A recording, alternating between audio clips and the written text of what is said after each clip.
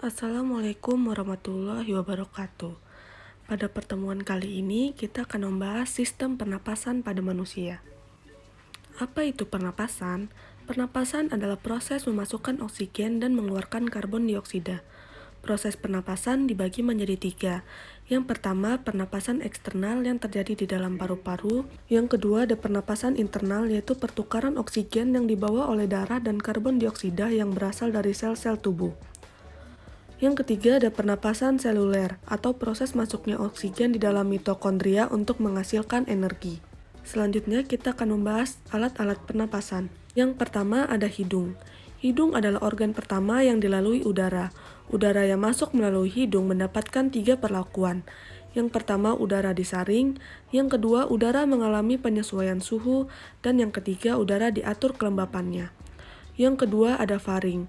Faring merupakan pangkal tenggorokan yang memiliki percabangan, yaitu saluran pernapasan atau nasofaring dan saluran pencernaan atau orofaring. Udara yang masuk ke faring akan menyebabkan pita suara bergetar dan terdengar sebagai suara. Yang ketiga ada trakea. Trakea tersusun dari tulang rawan. Rambut getar atau silia di trakea berfungsi menahan dan mengeluarkan kotoran agar tidak masuk ke paru-paru. Keempat ada bronkus.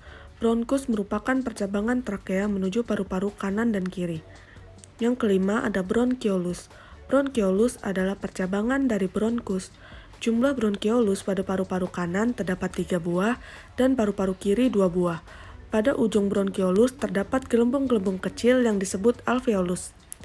Dan yang terakhir ada paru-paru. Bagian luar paru-paru dibungkus oleh selaput pleura untuk melindungi paru-paru. Yang kedua ada mekanisme pernapasan.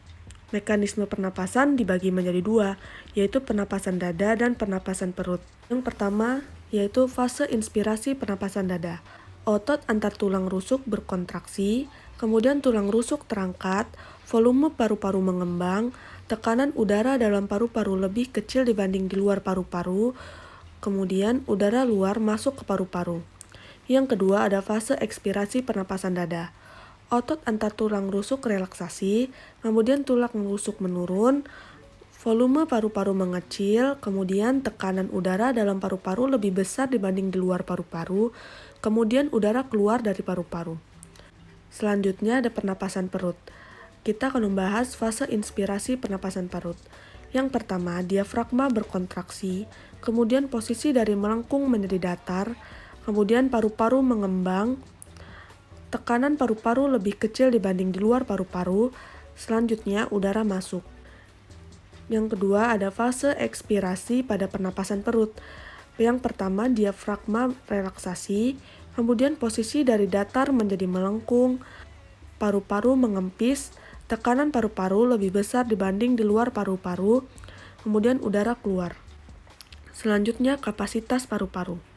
Yang pertama ada volume udara pernapasan pada orang dewasa lebih kurang 500 ml. Yang kedua, volume udara komplementer atau udara maksimalnya adalah 2.500 sampai 3.000 ml. Yang ketiga, volume udara supplementer atau udara yang dapat dikeluarkan lebih kurang 1.500 ml. Yang keempat ada volume udara residu atau sisa lebih kurangnya 1.500 ml. Kapasitas vital paru-paru atau udara maksimum dapat dihitung dengan menjumlahkan volume udara pernapasan, udara komplementer, dan udara suplementer. Selanjutnya yaitu kelainan dan penyakit pada sistem pernapasan. Yang pertama ada asma, yaitu penyempitan saluran pernapasan tiba-tiba. Yang kedua ada tuberkulosis atau TBC. TBC disebabkan infeksi bakteri Mycobacterium tuberculosis. Yang ketiga ada bronkitis, yaitu peradangan dinding bronkus. Yang keempat ada pneumonia, yaitu peradangan pada alveolus yang dipenuhi lendir, nanah, atau cairan lain. Yang kelima ada pleuritis, yaitu peradangan pada pleura. Yang keenam ada influenza, penyakit pada saluran pernapasan yang disebabkan virus. Dan yang terakhir ada rinitis atau radang pada hidung. Demikian pertemuan pada hari ini, semoga ilmu yang Ibu sampaikan bermanfaat. Terima kasih. Wassalamualaikum warahmatullahi wabarakatuh.